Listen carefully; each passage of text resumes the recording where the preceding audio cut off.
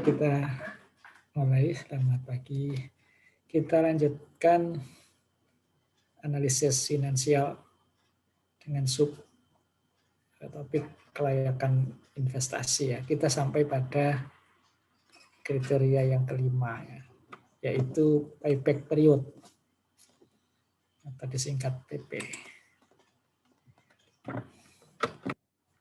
Jadi payback period ini merupakan jangka waktu atau periode untuk membayar kembali semua biaya yang telah dikeluarkan dalam investasi suatu proyek. Jadi catatannya di sini adalah biaya investasi. Ya.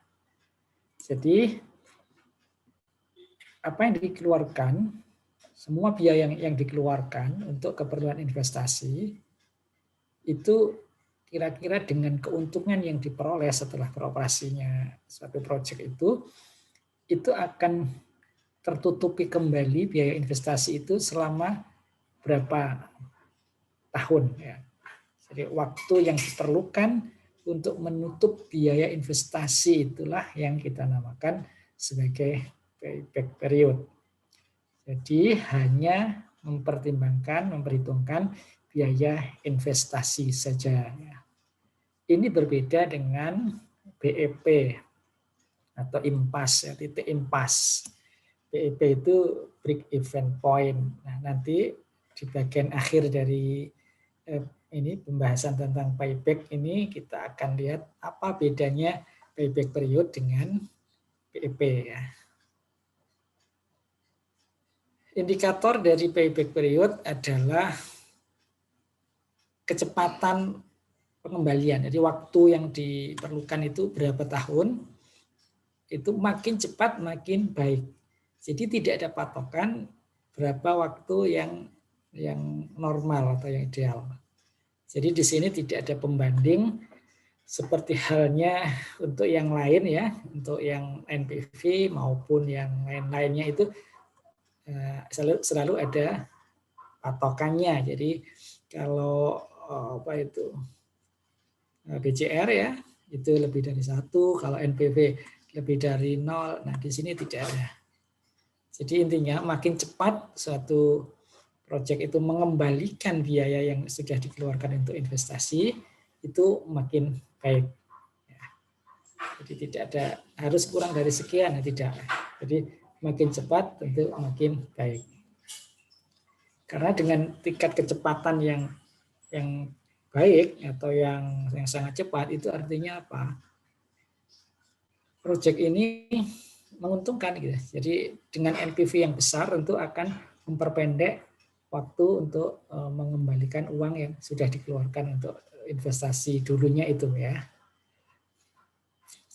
Ini adalah rumus yang digunakan untuk menghitung payback period I per AB. I adalah biaya investasi, total biaya investasi.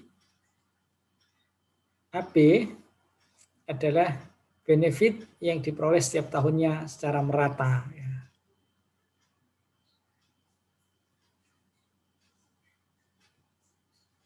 Jadi langsung saja mudah ya. Ini berapa biaya yang sudah dikeluarkan, ini ya, I, dibagi dengan penerimaan rata-rata setiap tahun.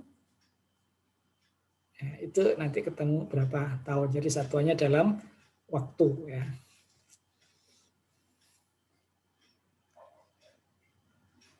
Atau lebih detailnya itu begini, ini tapi ini tidak merata ya. Untuk arus kas yang tidak merata, kalau yang tadi merata, jadi langsung I dibagi total pendapatan. Nah, kalau tidak merata, maka kita lakukan perhitungan seperti ini. Jadi N-1 ditambah I, nah di sini ada I, itu yang tadi ya, biaya investasi, yang telah didiskon, artinya kita bawa ke tahun sekarang ya. Namun karena I adalah perhitungan sekarang, jadi I-nya ya sama, gitu, tetap I ya. Kemudian sigma, dikurangi dulu ya, I dikurangi sigma AI ya, di mana I itu 1 sampai N-1. Nah, apa N itu? Ya, jadi kemarin kita sudah membahas arus kas ya. Jadi setiap tahunnya itu kita akan mempunyai arus kas, yaitu selisih antara pendapatan dikurangi dengan pembiayaan atau biaya. Terus nanti di situ akan ada saldo. Nah, di awal-awal biasanya negatif ya, karena yang dihitung masih investasi yang jumlahnya besar ya.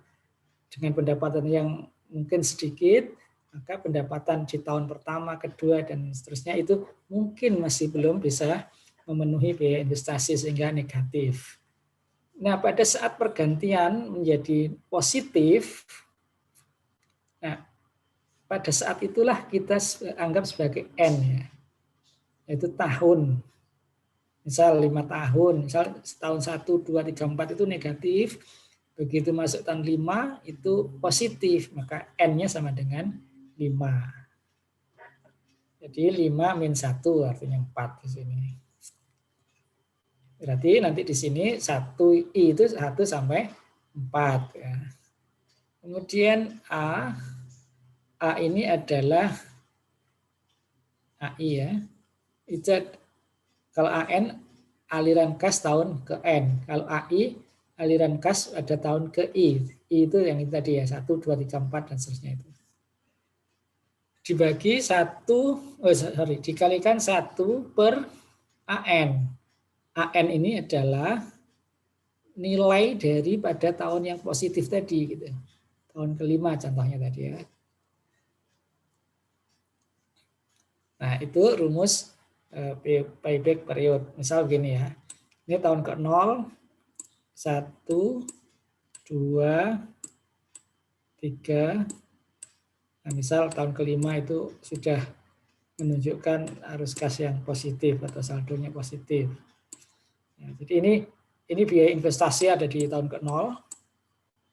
Kemudian tahun 1, 2, dan seterusnya ini beroperasi, sehingga di situ muncul benefit maupun cost. Nah, setelah dihitung, I termasuk cost ya, investasi termasuk cost. Jadi tahun pertama dihitung investasi penerimaan dikurangi cost, mungkin positif ya, mungkin positif, tapi karena kita sedang menghitung saldo, sementara investasi adalah besar dan negatif, maka kemungkinan tahun pertama ini masih negatif totalnya ya. Tahun kedua saldo juga ya, penerimaan dikurangi pembiayaan, biaya, mungkin positif, tetapi karena harus nutup saldo yang tahun sebelumnya itu yang negatif, mungkin di sini masih negatif. Terus misal ya, sampai tahun kelima baru sudah positif. Berarti investasi itu akan tertutupi oleh pendapatan itu kira-kira di antara ini tahun 4 sampai 5, di antara tahun keempat dengan tahun kelima. Jadi perubahannya nolnya itu di mana? Jadi di antara nilai negatif 0 kemudian positif, nah itu di tahun keempat bulan ke berapa gitu ya. Nah di sini N-I berarti N itu adalah 5 tahun saat arus kas positif tahun kelima. Berarti ini 5 min 1, ini 5 min 1. AN berarti nilai A pada tahun kelima ini. Kemudian AI ini adalah nilai tahun ke-1, kedua, ketiga, keempat. Jadi nilai saldo di nilai arus kas di tahun-tahun yang dihitung ini 1 sampai tahun keempat. Nah, begitu seterusnya nanti coba dihitung ya pakai rumus ini. Kemudian BEP ya. Kita sering terkecoh antara BEP dengan PP ya. Ternyata BEP dan PP itu beda ya. BEP adalah kondisi di mana hasil perhitungan NPV sama dengan 0. Ya, ingat NPV. Nah, jadi kalau yang ini tadi 0 ya. Tapi yang dihitung di sini adalah investasi gitu. Ini berarti proyek tersebut berada dalam kondisi total revenue dikurangi total cost. Sama dengan maksud saya. Total revenue sama dengan total cost dalam bentuk net present value. Apabila analisis proyek telah dapat menentukan jangka waktu dalam pengambilan total biaya, timbul pertanyaan apakah proyek ini mampu menanggung segala biaya sebelum tercapainya titik BEP. Karena selama perusahaan masih berada di bawah titik BEP, selama itu juga perusahaan masih menderita kerugian, artinya saldonya negatif ya. Dalam hal ini, semakin lama perusahaan mencapai titik pulang atau titik pokok, makin besar saldo rugi karena keuntungan perusahaan yang diterima masih menutupi biaya yang dikeluarkan. Jadi untuk menutupi biaya investasi maupun BEP.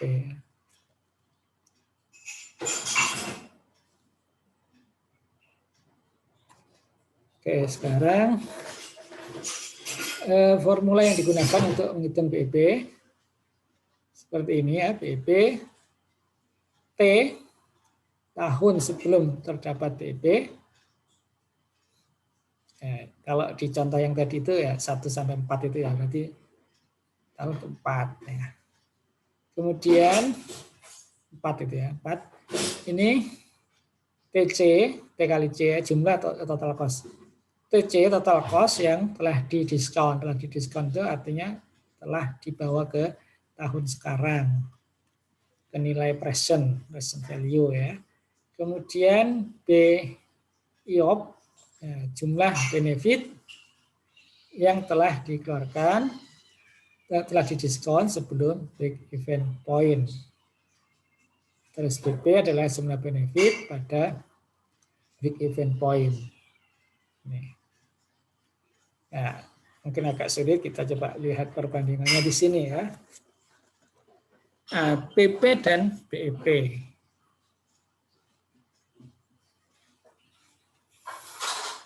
Jadi PP PP ya, yang dihitung di PP ini hanya investasi. Ya, jadi coba ini ada garis penerimaan ya, TR. Ini total revenue. Terus di sini ada biaya investasi. Kenapa lurus? Kenapa datar ya? Karena investasi ini hanya terjadi sekali di tahun ke-0 ini. Setelah itu tidak ada pengeluaran lagi untuk investasi. Jadi ini sudah 0 ya, tahun kesekian ini 0 investasi. Investasi hanya ada sekali di sini, senilai sekian ini, yang cukup besar. Kemudian masuk tahun ke sini, mulai tahun ke-0 ini beroperasi, masuklah penerimaan ya, total revenue. Dalam waktu yang bersamaan juga mengeluarkan biaya. Nah, ini total cost. Nah, di sini ada titik potong terhadap total revenue. Yang pertama adalah ini, yaitu titik potong antara total revenue dengan biaya investasi. Jadi investasi yang dikeluarkan sebesar sekian rupiah ini itu sudah tertutupi dengan bertemunya titik ini ya. Itu biaya investasi sekian ini sudah tertutupi oleh biaya yang terkumpul selama sekian tahun ini. Nah, inilah yang disebut dengan payback period. Tetapi ini bukan titik menguntungkan, bukan. Karena yang dimaksud titik menguntungkan itu adalah BEP. Ini. Ya, titik menguntungkan maksudnya titik batas antara perusahaan sudah untung atau masih belum gitu ya. Ini masih belum, sampai di sini masih belum. Ya, jadi karena BEP itu bukan batas bahwa biaya itu sudah tertutupi atau sudah mendapatkan untung, belum. Mengapa belum? Karena sejak beroperasinya itu ada pengeluaran rutin ini. Ya. Nah, berapa pengeluaran ini? Kalau total ya, bentar saya ulangi. Pengeluaran rutin kalau mau dihitung dari sini juga bisa, gini nanti sebesar gini ya, miring begini. Itu hanya untuk pengeluaran rutin atau cost rutin. Jadi kalau saya gambar begini. Ini adalah cost rutin ya. Jadi kalau dihitung atau dibandingkan antara total revenue dengan cost rutin sebetulnya sudah untung ini. Untung sekian ini. Kalau hanya membandingkan pemasukan dan penerimaan pada tahun yang berjalan. Tetapi karena ada investasi, nah, jadi ini adalah cost, CR ini juga cost, maka ini digabung menjadi total cost. Nah, sekarang grafiknya pindah ke sini. Nah, jadi dimulai dari waktu ke 0 itu sejak ini nilai investasi ya. Jadi investasinya itu sekian dan tidak bertambah lagi. Yang bertambah adalah biaya rutin, ya, cost rutin yang naik setinggi ini. Jadi pengeluarannya tidak lagi yang ini, yang saya arsir merah ini, tetapi yang pengeluaran sekarang adalah yang ini. Nah, jadi makin lama makin tinggi, ya, yaitu biaya investasi ditambah biaya rutin. Ini terus ini pengeluaran. Nah, ternyata sampai di titik tertentu ini, nilai total revenue lebih besar dari total cost. Artinya, di tahun inilah perusahaan ini sudah bisa dikatakan mulai mendapatkan keuntungan. Jadi tahun ini ya. Jadi tahun yang sudah melewati masa BEP.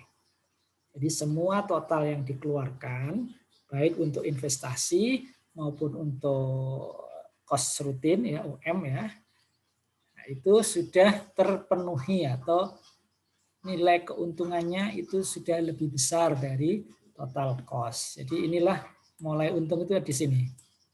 Ini ya. Jadi ini juga teruskan begini, ini teruskan begini. Nah, inilah untung. Daerah untung itu di sini. Nah, itu. Jadi yang ini cost, untungnya bukan untuk pendapatannya sekian, berarti ada lebihnya. Nah, lebihnya ini adalah keuntungannya, marginnya ya. Margin itu apa? Total revenue dikurangi dengan total cost. Jadi kalau saya tanya berapa keuntungan di tahun sekian, ya tarik aja ini ke atas. Nah, revenue-nya sekian, total cost-nya sekian, berarti ada sisa yaitu keuntungan. Inilah keuntungan pada tahun kesekian. Ya, jadi itu perbedaan antara PP dan BEP, yaitu perbedaannya di mana? Pada perhitungan PP itu hanya memperhitungkan investasi saja ya. Kalau BEP cost-nya, jadi ini cost ya. PP cost yang diperhitungkan hanya cost untuk investasi, BEP cost yang diperhitungkan adalah investasi maupun cost rutin ya. Biaya rutin gitu untuk OM. Atau disebut total cost. Cost yaitu investasi ditambah biaya rutin. Oke, itu perbedaan antara BP dan BEP ya. Nah, BEP disebut juga dengan istilah bahasa Indonesia BT impas. Ya, sama saya kira definisinya merupakan titik ketika total ya, total biaya sama dengan total pendapatan. Total biaya merupakan penjumlahan dari fixed cost dan variable cost. Oke, sekarang ada istilah fixed cost dan variable cost. Apa itu fixed cost dan variable cost? Yang ini adalah fixed cost. Apa itu tadi fixed cost? Yaitu investasi ya. Variable cost itu adalah biaya yang tergantung pada nilai tertentu ya. Ya mungkin kalau biaya operasional itu kalau di air minum nanti tergantung pada debit pengolahan. Penerimaannya juga demikian, nanti tergantung pada berapa debit yang terjual dan terbayarkan. Jadi variabel di sini maksudnya adalah tergantung, nilainya berubah-ubah tergantung pada nilai tertentu, nilai lain yang tertentu. Kemudian merah ini fixed cost maupun variable cost, kalau dijumlah menjadi total cost. Pendapatannya naik, mungkin tidak lurus, bedanya dengan gambar yang lurus ini. Jadi sebetulnya grafik ini sama dengan grafik sebelumnya. Nah inilah yang disebut dengan titik impas atau PIP tadi.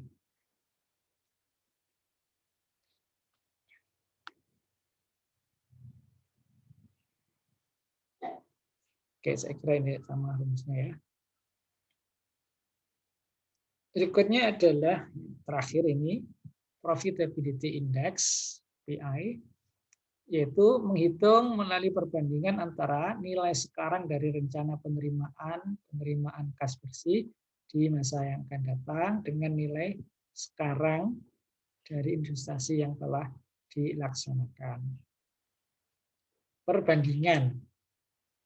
Apa yang dibandingkan? Nilai sekarang dari penerimaan. Berarti apa? Benefit yang didiskon. Nah, kalau lihat definisi seperti ini, perbandingan antara penerimaan yang didiskon, B ya, B yang sudah dibawa ke tahun sekarang, dibagi dengan nilai sekarang, present value juga, dari investasi yang telah dilaksanakan.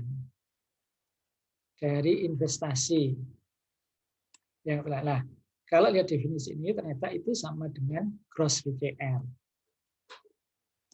Gross VCR yang dibawa ke tahun sekarang. Jadi ini rumusnya PI sama dengan PV. PV itu yang ini tadi, nilai sekarang ya. Kas masuk dibagi dengan PV kas keluar. Ya. Jadi ini sebetulnya PCR ini ya, yang cross. Indikatornya, nah, karena sama dengan PCR, tentu kriterianya juga sama ya. Jadi PI sama dengan atau lebih satu ya, lebih besar dari satu, maka ini disebut layak.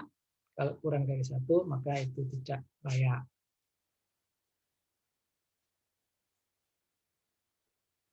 Kemudian profitability analysis dimaksudkan untuk mengetahui besarnya perubahan laba bila faktor-faktor seperti biaya produksi, volume, dan harga penjualan itu berubah. Nah, di dalam biaya rutin itu kita juga mengenal ada biaya tetap fixed cost dan biaya tidak tetap. Artinya apa? Ini beda dengan investasi tadi ya. Jadi fixed cost itu nilainya tiap tahunnya tetap. Tidak tergantung pada volume produksi. Apa contohnya? Nah, jadi biaya ini akan tetap tiap tahun itu begini. Meskipun jumlah produksinya naik, ini jumlah produksi. Jadi misal memproduksi air 5 liter per detik, di sini biayanya sekian. Memproduksi 100 liter per detik, jumlahnya juga sekian. Tetap nggak ada perubahan terhadap jumlah produksi. Itu yang disebut dengan fixed cost. Jadi tidak tergantung pada besarnya produksi. Oke, sekarang contohnya apa di sini? Contoh yang fixed cost itu yang tidak tergantung pada besaran produksi. Apa contohnya?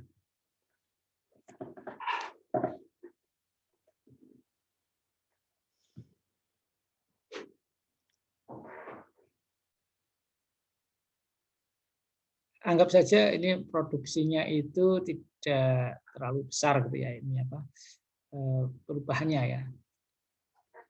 Contohnya itu ini gaji operator ya. Jadi dalam suatu IPA yang kapasitas produknya sudah tertentu ya. Misalnya di sini ada IPA dengan kapasitas 50 liter per detik dengan mempekerjakan 3 operator misalnya ya, dengan shift ya, 50 liter per detik. Ketika IPA itu naik ataupun turun dari kapasitas terpasangnya 50, ketika dia dioperasikan 40, gajinya ya tetap untuk 3 orang ini per bulannya sekian. Kalaupun produksinya bisa dinaikkan menjadi 60, gajinya juga tetap. Artinya tidak tergantung pada besaran produksi. Nah, contoh itu ya, gaji. Contoh yang lain apa? Misal itu sewa gitu ya, sewa lahan misalnya, itu karena menempati lahan pihak ketiga misalnya ya. Nah, sewa lahan itu tidak tergantung pada kapasitas produksinya gitu. Jumlah real produksinya.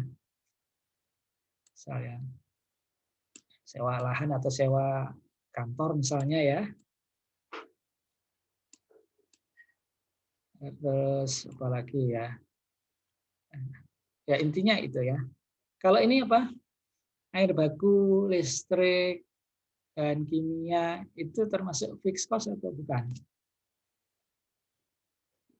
Jadi kalau produksinya turun, listriknya kira-kira turun nggak? Bahan kimianya kira-kira turun apa tidak? Kalau naik, pembelian air bakunya itu naik apa tidak gitu ya? Itu berarti bukan fixed cost kalau itu ikut berubah, ikut turun atau ikut naik gitu ya. Nah, itu berarti tidak fixed cost. Nanti kita lihat di grafik satunya ya. Ini adalah variable cost. Jadi ini jumlah produksinya naik, maka biayanya juga naik. Ini banyak contohnya ya. Contohnya itu tadi ya, saya sebutkan bahan kimia. Pemakaian bahan kimia, terus listrik, terus apa lagi? Air baku, ya. Listrik,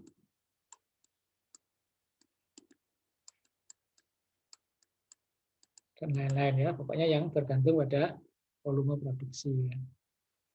Jadi kalau yang diproduksi itu 50 liter per detik, bahan kimianya sekian.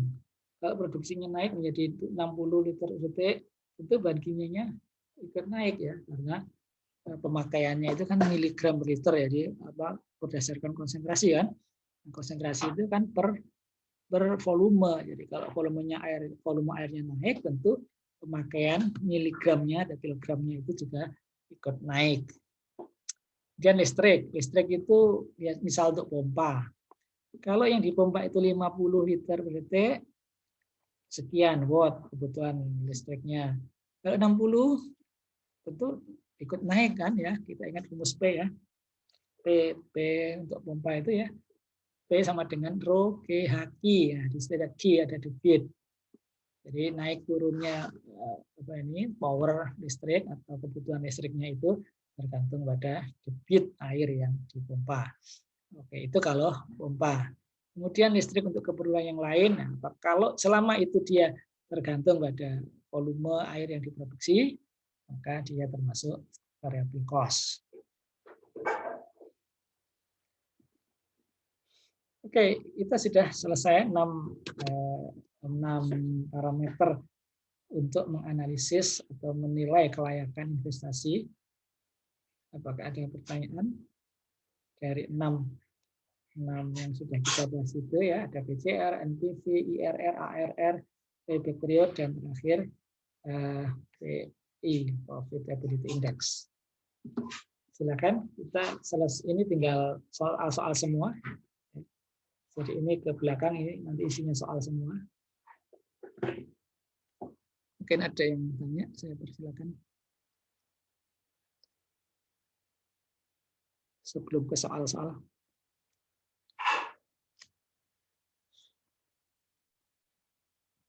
Oke, saya lanjutkan dulu ya. Contoh soal yang pertama. Ini data yang ada untuk mengerjakan soal ini. Umur proyek 6 tahun. Interest rate atau I itu 10% per tahun. Nah, jadi biasanya I itu per tahun ya. Jadi kalau ingin per bulan gimana? Ya dibagi 12. Gitu. Jadi 10 per 12, nah itu nanti jadi persen per bulan. Biaya investasi yang dikeluarkan pada tahun ke-1 dan 2 itu 500 dan 400 juta. Ini tidak tahu ini proyek apa ya, waktunya pendek. Itu cost-nya, sekarang manfaatnya. Tadi cost investasi dulu ya. Ini. Sekarang manfaatnya apa? Di tahun ketiga sampai tahun ke-6 itu ada penerimaan sebesar 200, 300, 400, dan 500. Jadi ini tahun ketiga, tahun ketiga, tahun keempat, tahun kelima ini, dan tahun ke-6. Nah itu ya. Biaya rutin mulai tahun ketiga yang tadi sampai tahun ke-6 itu masing-masing atau rata ya itu 25 juta per tahun. Nah sekarang hitung NPV, net PCR, gross PCR, dan payback period-nya. Nah, untuk bisa memudahkan ini maka kita buat tabel saja ya. Jadi dalam bentuk tabel tahun ke-1 ada pengeluaran atau penerimaan apa, tahun kedua ada pengeluaran dan penerimaan apa, itu dan seterusnya. Oke, seperti ini. Jadi yang penerimaan, ini benefit kita masukkan di kolom ini. Ya boleh dibolak-balik ya, benefit dulu atau cost dulu, serah sama saja. Kemudian untuk cost kita masukkan di kolom yang sama, ini baik investasi maupun yang UM gitu. Jadi tadi disebutkan investasinya itu tahun pertama dan kedua 500 juta dan 400 juta. Kemudian pengeluaran rutinnya itu tiap tahun 25 juta. Kemudian benefit, karena ini masih berinvestasi, maka ini belum ada penerimaan ya. Jadi penerimaannya baru dimulai tahun ketiga, 4, 5, dan 6. Oke, kemudian net benefit, NP, net benefit itu adalah cost dikurangi, benefit dikurangi cost. Jadi net benefit adalah benefit yang sudah dikurangi cost. Jadi tahun pertama ini net benefitnya 0, nggak ada, bukan 0, min 500 ya. Net benefit tahun kedua itu min 400. Nah, mulai tahun ketiga karena sudah ada penerimaan, maka net benefitnya ini penerimaan dikurangi biaya, jadi 175, 275, dan seterusnya. Kemudian diskon faktor. Diskon faktor itu apa? Faktor ya, faktor yang nanti mengubah dari tahun ke yang bersangkutan 1 sampai 6 itu dibawa ke tahun ke-0. Nilai presentnya. Jadi ini dikalikan. Dari mana isi asalnya ini? Nah, itu adalah 1/1 plus I pangkatnya ini apa? N atau T, waktu ya. T saja. Atau N. Ya. Jadi kalau ini 500, ya berarti 500 dibagi 1 plus I kali ke pangkat T.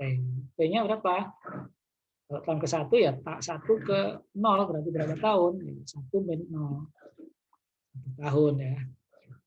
Jadi ini. Kalau 10% berarti ini 1 plus 10% atau 0,1 pangkat 1.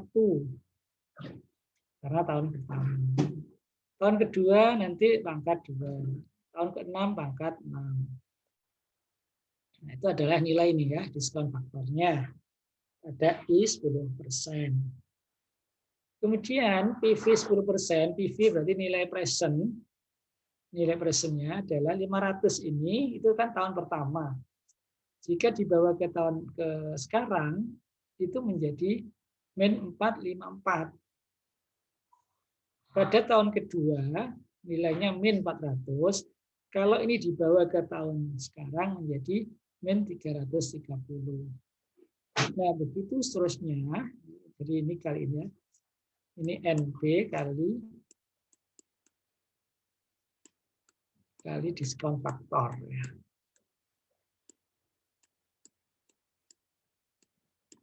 Oke, seterusnya ini dijumlah. Kenapa ini dijumlah? Yang ini tidak boleh dijumlah ke bawah ya. Ya, cost ini tidak boleh dijumlah, benefit ini juga tidak boleh dijumlah. Karena apa? Karena ini di tahun yang berbeda. Di waktu yang berbeda itu berarti nilainya itu sebetulnya tidak sebesar ini gitu. Nah, setelah dikonversi ya ini diskon faktor itu untuk mengkonversi ya.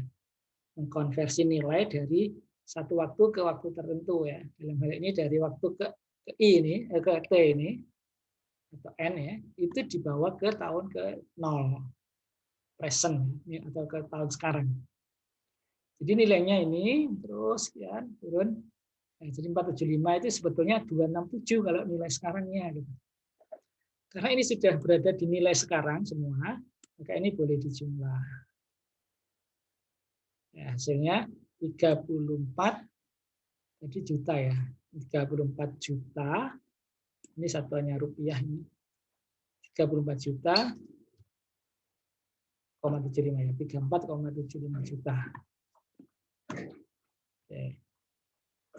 Itu NPV ya. Ini NPV-nya.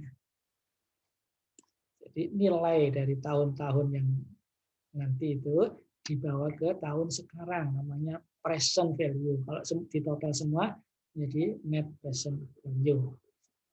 Oke, itu contoh yang pertama untuk NPV. Kemudian BCR, baik yang net maupun gross. Oke, ini kesimpulannya ya, berarti layak. Layak karena apa? Positif. NPV positif layak. Kemudian BCR. BCR itu PV-nya net ya. PV-nya PV positif adalah 819. Dari mana ini?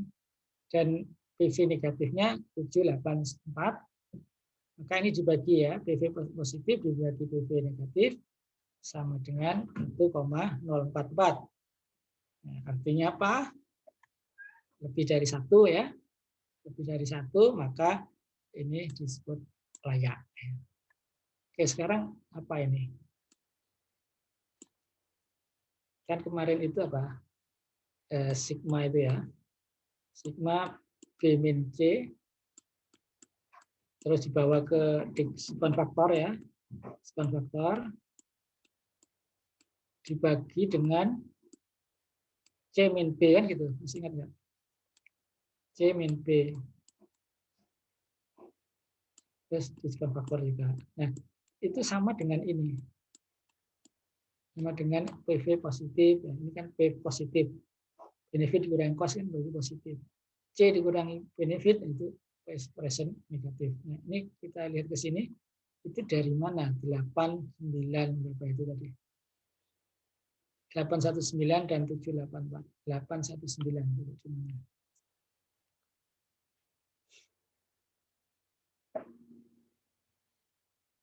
Dan satu tadi 7 min 748. 784. Dari mana itu? 784 itu yang ini. Net present value negatif. Ini yang PV negatif.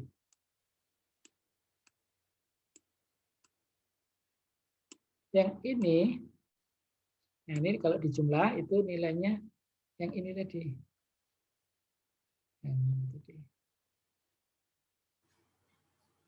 Nah, ini 819. Nah, itu adalah PV yang positif.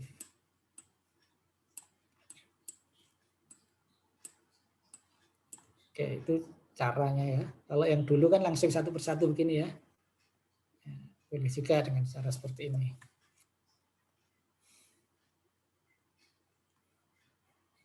Oke, layak VCR. Sekarang gross VCR ya.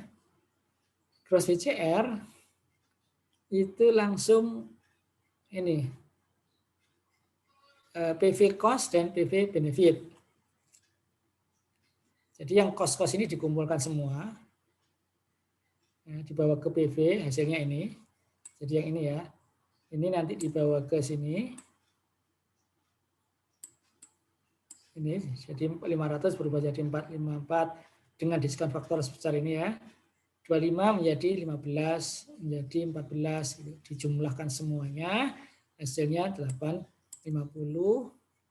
Kemudian benefitnya itu ya ini saja, 4 tahun ini, itu dibawa ke sini.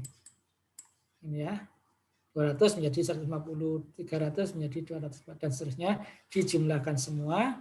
Nah, ini nanti B per C, 885 per 850. 885 per 850 hasilnya 1,041, hampir sama dengan yang ini tadi ya, 1,044, beda sedikit ya, perhitungan net dengan gross, tapi kesimpulannya sama ya. Kesimpulannya sama, yaitu layak investasi ya, kelayakan investasinya layak, jadi layak dilaksanakan.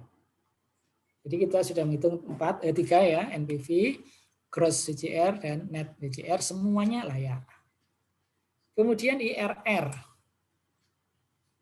Nah, untuk bisa menghitung IRR, maka kita menghitung NPV paling tidak 2 cukup ya, kalau sudah ketemu antara positif dan negatif. Kalau masih belum ketemu, misal dengan 2 perhitungan NPV, kita ubah lagi nilai I-nya, nah, maka nanti kita akan mendapatkan nilai NPV yang negatif. Apa yang diubah supaya bisa mengubah NPV menjadi positif ataupun negatif? Itu adalah dengan mengubah nilai interest rate. Ya, jadi bunganya itu diubah-ubah sampai mendapatkan nilai NPV yang berubah-ubah dan nanti ketemu yang negatif. Jadi nilai rate-nya ya, misal 10 dinaikkan 15, naikkan lagi 20, dan seterusnya sampai diperoleh angka NPV yang negatif. Nah, kalau di sini kelihatan nggak ya positif negatifnya ya? Ini, misal ini dihitung dengan 10%, yang ini 15%. Yang ini yang seperti yang tadi waktu menghitung NPV ya, 10%. Hasilnya ini 34,75 juta. Dengan cara yang sama, dengan mengubah nilai I menjadi 15, tadinya 10 ya, diubah menjadi 15 dengan cara yang sama, hasilnya itu ternyata ini sudah ketemu minus. Seandainya ini masih plus ya, misal ini 34,75, terus di sini misal 2,5 misalnya. Berarti belum ketemu nilai negatifnya, maka lanjutkan ini Hitung satu lagi, dinaikkan ya. Misal dengan PV 20. Nah, nanti dihitung seperti yang ini. Diskon faktornya, ingat ini apa tadi? Diskon faktor itu adalah 1 plus I dalam kurung pangkat waktu. Nah, itu adalah diskon faktor ya. Nah, ini sudah kita dapatkan dua nilai PV, yang satu positif, yang satu negatif. Jadi ini sudah cukup untuk mencari nilai nolnya berapa. Ya, nilai NPV nolnya. Ya, nol itu kan di antara positif dan negatif ya. Jadi ini 34, ini min 73. Berarti nolnya kira-kira di mana gitu. Di nilai persen berapa gitu. Jadi saya ulang di sini, saya tulis ya. Jika kita hitung dengan I 10%, itu didapatkan NPV sama dengan plus ya, plus 34,75 juta. Nah, kalau kita ubah menjadi 15%, itu ternyata NPV-nya menjadi minus 73,05. Nah, yang sedang kita cari itu adalah NPV sama dengan 0, itu kira-kira ada di sini gitu. Ya, jadi NPV 0 itu kira-kira ada di antara dua nilai ini gitu. Nah, yang kita cari apa? Yang kita cari adalah persennya. Nah, kira-kira di sini berapa? Ya. Itulah N, mencari IRR ya. Jadi ini sama dengan IRR. Internal Rate of Return. Jadi IRR adalah nilai persentase interest rate pada saat NPV sama dengan 0. Ini 34 positif, berarti ini bukan IRR. Ini min 73, berarti I-nya ini 15 ini bukan IRR ya. Jadi di antara 10 sampai 15 atau pada rentang inilah nilai IRR itu. Nah, sekarang pastinya berapa gitu. NPV 0 itu pastinya IRR-nya sama dengan berapa? Maka ini kita buat grafik. Ada nggak grafiknya? Tidak ada ya. Kalau dibuat grafik itu kira-kira begini. Mungkin pernah ya saya sampaikan ya. Jadi ini NPV ke sumbu X-nya ini adalah nilai apa? Nilai I. Ya. Pada saat kita masukkan I di sini, I sama dengan 10, itu didapatkan NPV sama dengan 34. Nah, di sini, ini 34.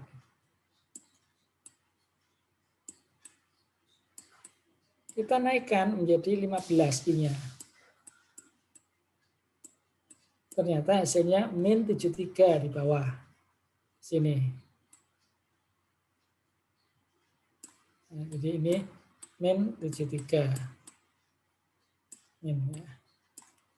Nah, ini terus kita tarik garis lurus. Nah, disinilah motong apa? Motong sumbu I atau I sama dengan 0, yaitu di sini. Nah, inilah nilai dari IRR. Nah, itu kita kalau secara grafis itu kita ukur berapa itu titik potongnya itu berapa? Ya. Mungkin kalau ini 15, jadi tengahnya di sini adalah 12,5. Ini tengahnya ya mungkin di sini berapa? 12 ya kira-kira. Nah, jadi IRR-nya adalah 12, satuannya persen. Nah, itu kalau dengan grafik ya, interpolasi. Sekarang ini interpolasi juga, tapi dengan rumus ya. Jadi 10 ditambah, nah ini yang ada datanya tadi 15 min 10, karena yang sudah dihitung tadi 15 dan 10 ya. Dan itu berada di antara 15 dan 10. 15 dikurang 10, dikalikan 34,75 itu nilainya 10 tadi, dibagi dengan 34,75 dikurangi minus 73, ini nilai NPV-nya 15. Jadi ini nilai NPV 10%. 10% ya. Nilai NPV pada I 10%, ini juga 10%. Ya. Ini 15%. Tapi itu tadi syaratnya ya. Jadi nolnya itu harus di antara 15 dan 10. Jika tidak ada tadi ya, misal 15 ini ternyata masih positif, kita hitung misal satu lagi 20%. Maka rumusnya bukan 10% di sini. Jadi ini bukan rumus ya. Tapi ini adalah nilai positif yang kita hitung. Misal positifnya banyak gitu ya. Contohnya begini. Ini dihitung pertama positif. Hitung kedua masih positif. Hitung ketiga positif. Hitung keempat harus negatif. Nah, berarti yang dihitung itu adalah ini dan ini. Nah, misal ini A persen, ini B persen. Ya, berarti nolnya di mana? Kira-kira di sini, di antara A dan B. Maka rumusnya ini berapa? Ini A ya. Jadi nilai positif yang mendekati nol berarti A. Ya, jadi ini A, ini B min A. B min A. Kalau ini seperti ini ya, A itu ini, B itu ini. Nah, terus NPV, nah ini nilainya A tadi berapa? Nilai pada A persen berapa? Yang ini nilai negatif yang dihitung dari B ini berapa? Gitu. Gitu ya. Oke, karena kita tadi sejak contoh di awal tadi kita sudah menetapkan nilai interest rate-nya adalah 10. Sementara hasil yang diperoleh di sini adalah 11, maka kesimpulannya adalah proyek layak dilaksanakan berdasarkan kriteria IRR. Jadi sudah 4 yang menyatakan layak tadi ya. Terakhir payback period. Bagaimana menghitung payback period? Nah ini kita hitung tahun 1, 2, sampai 6 ini. Kita cari ya, arus kas positif pertama itu di mana? Nah, ini arus kasnya ya. Jadi pengeluaran pertama 500, kedua 400, dijumlahkan. Ini payback period ya, payback period tidak perlu dibawa ke diskon faktor. Ya. Terus ini dari mana minus ini? Jadi ada penerimaan dan pengeluaran. Netnya nah itu ini masing-masing tahun ya. Jadi net setiap tahunnya ini. Kemudian arus kas itu semacam saldo gitu ya. Jadi 500 min. Ada minus 400 menjadi 900. Ya, terus ada plus ini positif 175 maka ini berkurang minusnya. Plus lagi minusnya berkurang. Plus lagi tahun kelima minusnya berkurang lagi, tinggal sedikit masih minus tapi sudah mendekati nol ya. Atau cenderung ke nol lihat ini. Jadi dari 700 475. Terus positif lagi net benefitnya maka minus 75 475 plus maka jadi 400. Jadi inilah tahun pertama positif tadi. Maka ini menjadi N. N-nya 6. Maka 6 min 1. 6 min 1 ya. Nah, hasilnya ini 5,16.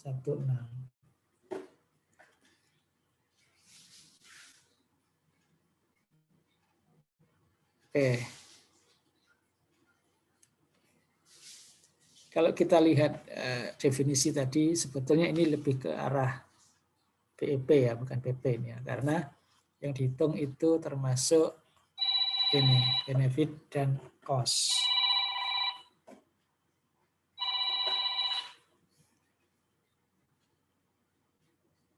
Oke, ada pertanyaan?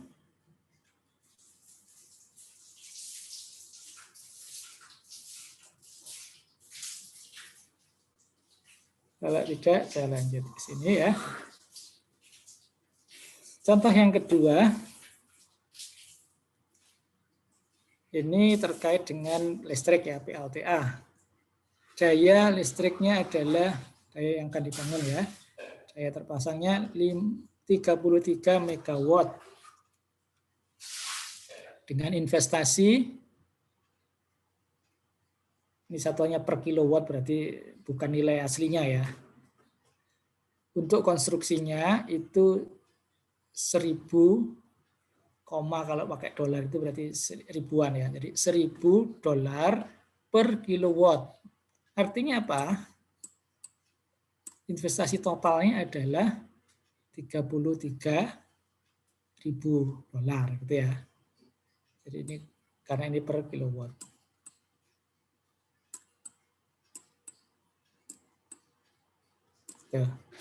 Kemudian OM dan pajak dan pengeluaran lainnya itu 5% dari investasi. Ya. Umur proyek adalah 40 tahun. Kita gunakan interest rate-nya 13%. Benefitnya 10 juta ya, dollars. Dan meningkat. Benefitnya nanti 10 juta ya. 10 juta, terus nanti tahun berikutnya naik terus gitu ya. Nah, nanti naiknya diasumsi berapa? Hitung NPV, BCR, dan IRR. Nah, terus, oke, ini asumsi-asumsi ya. Dibangun selama 5 tahun, pada awal tahun kelima. Ya, jadi cash flow terjadi pada awal tahun kelima. UM dan pajak dan lain-lain naik, ini asumsi yang tadi ya, naik 7% per tahun. Benefitnya naik 10% per tahun. Sehingga investasi totalnya, nah ini yang hitungan-hitungan tadi ini sudah. OM-nya 5%, tadi ada ya asumsi 5% ya ini. 5% jadi 1.650. Sekarang kita hitung NPV, BCR, dan IRR-nya. Pakai tabel ini supaya mudah ya. Nah, oke. Jadi tahunnya ini mulai tahun ke-0, biaya investasi, modal investasi ini berapa tahun? 5 tahun tadi ya. Mulai tahun ke-0 sampai tahun ke-4, 5 tahun. Kemudian OM-nya baru beroperasi tahun ke-5. Terus di jumlah biaya ya. Jadi ini cuma ini ya, karena ini enggak ada ya 0 semua ya. Ya tetap sama, ini tetap. Demikian juga yang ini 0, maka ini tetap sama ya. Kemudian benefit, nah tadi 10 juta ya, ini ada nolnya di sini ya. 10 juta. Diasumsi naik tiap tahun itu 10%, maka 10, 11, 12,1 dan seterusnya, ini naik 10% terus gitu. Kemudian dengan diskon faktor 13, ingat tadi diskon faktor itu apa? 1 plus I pangkat tahun ya. Tahunnya itu apa? N apa T ya, terserah lah ya. T atau N. Nah, kalau tahun ke-0 berarti pangkat 0, nah, 1 berarti 1, makanya tetap 1. Ini tambah tahun ini makin berkurang. Makin berkurang, ini setelah dikalikan dengan diskon faktor. Nilai C-nya, nilai cost yang ini tadi, ini. Jadi ini nilai benefit, 0 ya 0 di sini. Nah, itu seterusnya sampai tahun ke 40 tahun tadi ya. Mana tadi? Ada tahunnya enggak tadi? Ya, 40 tahun. Tahun sampai 40. Nah, ini dihitung semua, terus dijumlah seperti yang tabel yang pendek tadi ya. Nah, hasilnya ini.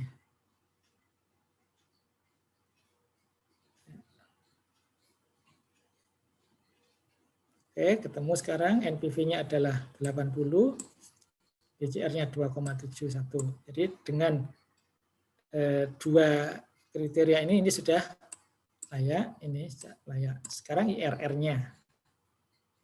Untuk mencari IRR, maka kita hitung NPV dengan diskon faktor yang lain. Kalau tadi 13, sekarang kita coba 14. Hasilnya ini 14. Diperoleh IRR sama dengan, PV sama dengan 107, belum. Ini nanti dihitung, ketemu 64, sekian juta ya. Nah, ini belum negatif. Jadi kalau kita grafikan itu begini. Ini NPV 13, ini NPV 14. Ya. Kalau mau dilanjutkan, nanti bisa 15, itu nanti akan ketemu di sini. Ya, sehingga ini kita tarik saja ke sini, lurus, maka ketemulah titik nolnya di sini. Jadi ini dengan dua ini dengan masih positif, ini juga bisa ya. Tapi diasumsikan ini lurus saja, gitu. Diteruskan ya. Nah, akhirnya ketemulah 17%. Nah, ini adalah IRR-nya yang berarti ini juga layak ya. Karena waktu kita hitung pertama tadi kan 13 IRR-nya, I-nya. Jadi ini masih di atas 13%, berarti secara IRR ini adalah layak. Oke, sudah ini kesimpulannya. Oke, saya kira untuk soal-soal berikutnya silakan dipelajari sendiri. Saya kira mudah ya. Jadi ini tentang rumahan. Oke. Apakah ada yang ditanyakan sampai di sini dulu?